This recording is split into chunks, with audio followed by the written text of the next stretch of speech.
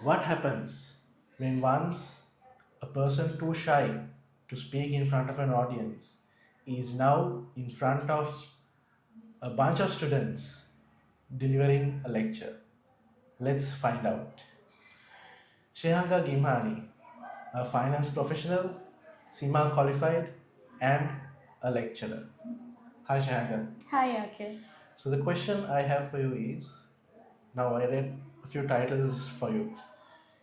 If the younger version of you heard one of these titles, what title would be the most surprising for her to hear?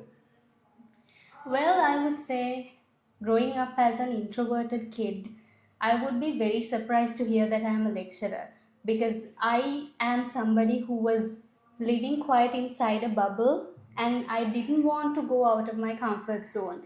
So I'm very much of a self centered person who minded my own business and not very much out there speaking to people, try to get to know others. So I would be very surprised to know that I became a lecturer if I'm to, go back and speak to the younger self of mine. Interesting. Now, when it comes to lecturing, especially lecturing students, most of the people will feel intimidated. Now, what's one thing that you think in your a mindset that you have when you walk through that door? So this question actually took me back to the first time I had a lecture at ICBT. This was one of the first lectures which I did in a physical setting. I had done a lot more online classes, but this was the first. So I didn't ask quite the number of students that I had in that batch, and I just opened the door and I froze to know that there are 90 students in my class, a classroom full of students. Literally, this was after a lunch break. They were sitting on the table as well, and I froze. And then, in the same second, I thought to me, okay, we'll go in, we'll figure it out because I was also very young at that time.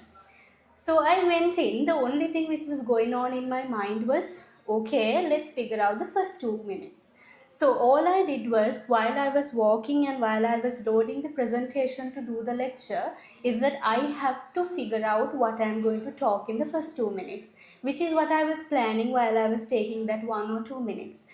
So actually it worked. First 2 minutes was very nervous, but thereafter it just comes very naturally. So that benchmark is actually to be good in the first 2 minutes and then the rest is just very natural. So that's what I really think and feel about talking to a huge number of students. It's not about thinking how the session would go on, but rather than thinking what the moment will take you through or how you will feel at the moment, but not thinking about what the future holds. And the third question I have for you is, now you are a finance professional. So what made you realize that communication is as much as important than communication is important than the technical knowledge that holds? So, honestly speaking, this would take me back to my previous role where I was at an apparel company, which I had to deal with a lot of different teams. So, at that point, yes, we have a lot of AI tools also right now coming into the picture, which will help you with the technical side of the knowledge. But when it comes to you getting something done from another person, that is actually communication, right? You can mean something, they could give you something else, but we all are working with tight deadlines. So what matters is you have to communicate properly what you require to get actually what you require. So it's basically, of course, technical knowledge that can be for a particular extent to be replicated by AI, but when it comes to human skills like communication, it doesn't really help. It's just practice that you have to make sure that the person is giving you what you require. So behind the scenes of this communication, there's a lot more going on, right? You having that constructive thinking. Okay, will this person understand the language that I'm talking? So you have to be in their shoe to understand how to get something you want. So communication plays a very important part in that case because it's not just the technical knowledge that you put out. You have to understand emotionally, you have to understand the context and then communicate to get what you really require. So it's not about having the knowledge, but knowing how to communicate that to another person, and how you communicate it is also important apart from the knowledge that you have in your field. And the final question I have for you is, now you know you have been to a lot of lectures, you've been to a lot of seminars. So what is something you know about communication now that you wish you knew back then? Well, when I started, it was a very much of a journey where you start really small and then you get along. You just practice, you keep practicing.